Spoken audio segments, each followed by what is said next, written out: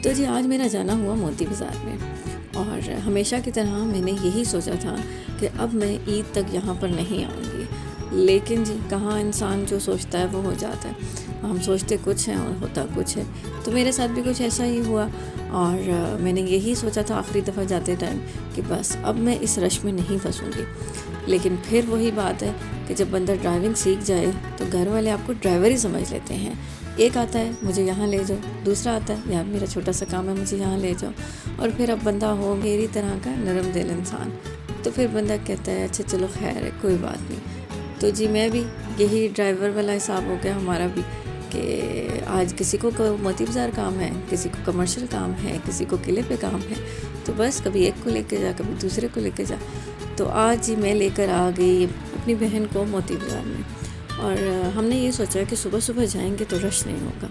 लेकिन ये मोती बाज़ार है, यहाँ आप सुबह चले जाएं, शाम को चले जाएं, दोपहर को चले जाएं, जिस टाइम मर्ज़ी चले जाएं, यहाँ का रश कभी ख़त्म नहीं होता है। तो जी मैं भी आ गई। मैंने सोचा कि सुबह 11-12 बजे रश नहीं होगा, लेकिन ऐसा कुछ नहीं था, काफ़ी ज़्यादा रश था। और ख़ैर मैंने कहा चलो अब जैसे तैसे करके फटाफट काम मुकाएं और इसके बाद मैं नहीं आऊँगी। लेकिन मज़े की बात यह है कि मैंने इसके बाद भी 2 चक्कर लगा लिए हैं।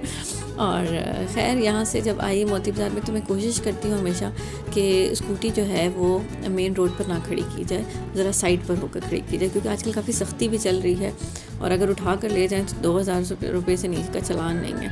तो ये आजकल वैसे ही ईद के दिन चल रहे हैं और मेरे पास तो इतने पैसे नहीं हैं कि मैं 2000 का चालान भरती फिरूँगी। और ख़ैर जी मैंने यहाँ पर स्कूटी अपनी लगाई सराफा बाज़ार के अंदर, और वो ज़रा साइड पर गली में करके हो जाता है तो बंदा कहता है यहाँ ठीक है, यहाँ ज़रा सेफ़ भी रहती है, क्योंकि हमारी जो इलेक्ट्रिक स्कूटीज़ हैं इनके अभी नंबर लगे नहीं हैं। ऑल्दो लग रहे हैं आजकल, लेकिन अभी तक मेरी स्कूटी का नंबर नहीं है। तो जो भाई अगर कोई चुक के ले गया तो फिर वापस मिलनी भी कोई नहीं। तो इसलिए जी कि मैं बहुत ज़्यादा ख्याल करती हूँ। तो मैं हमेशा जब भी मोती बाज़ार जाती हूँ तो इसी गली में जाकर स्कूटी को खड़ा करती हूँ। तो एज़ यूजुअल मैंने यहाँ पर स्कूटी अपनी पार्क की, फटाफट से स्कूटी के ऊपर से कैमरा उतारा और मैं पहुँच गई मोती बाज़ार के अंदर। और मज़े की बात है कि जब मैं स्कूटी के ऊपर से कैमरा उतार रही होती हूँ ना, या कैमरा लगा रही होती हूँ किसी भी जगह पर खड़े होकर, तो आगे पीछे वाले लोग मुझे ऐसे घूर रहे होते हैं जैसे पता नहीं मैं कोई अनोखा काम कर रही हूँ। लेकिन ऑब्वियसली लोगों के लिए तो ये नई चीज़ है, या लोगों के लिए एक स्ट्रेंज चीज़ है जो कि नॉर्मली यहाँ पर देखने को नहीं मिलती है। तो बड़े घूर घूर के लोग मुझे देख रहे होते हैं कि ये क्या कर रही है, ये कैमरा है, ये है क्या चीज़ है जो ये लगा रही है।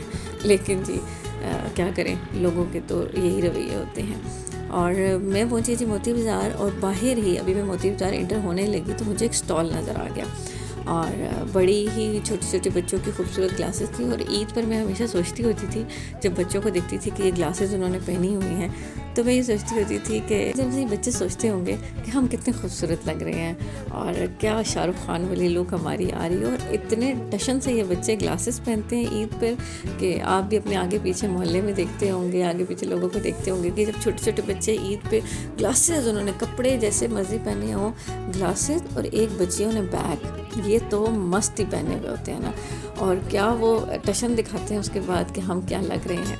तो जी मैं भी पहुंच गई इस स्टॉल के ऊपर और मैंने यहाँ पे देखा कि डिफरेंट तरह की ग्लासेस थी, कलरफुल भी थी, ब्लैक भी ग्लासेस थी। और मज़े की बात है कि सारी की सारी ग्लासेस तो थी वो सिर्फ़ और सिर्फ 150 रुपये में थी। तो मैंने जब ग्लासेस देखी तो मैंने सोचा चलो जी हम भी ले लेते हैं अपने घर के बच्चों के लिए, बच्चे भी खुश हम भी खुश। तो जी मैंने भी इसमें से 2 ग्लासेस चूज़ कर ली और मुझे जो ग्लासेस पसंद आई वो ये गोल गोल वाली ग्लासेस थी।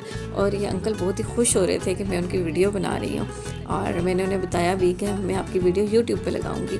और जी हमने यहाँ से 2 ग्लासेस ली। इनकी लोकेशन थी मोती बाज़ार के बिल्कुल बाहर, सराफा मार्केट के बिल्कुल सामने ये अंकल खड़े हुए हैं। आप भी इनसे ग्लासेस ले सकते हैं। ग्लासेस के अलावा इनके पास घड़ियाँ भी मौजूद थी। तो अगर जी आप भी ग्लासेस या अपने घर के बच्चों के लिए घड़ियाँ लेना चाहते हैं तो फटाफट से इन अंकल के पास जाएँ और इन अंकल से ग्लासेस लें। और इन्हें बताना मत भूलिएगा कि आप हमारा व्लॉग देख कर आए हैं। मिलते हैं आपसे अगले व्लॉग में, तब तक अपना बहुत ख्याल रखिएगा। अल्लाह हाफ़िज़।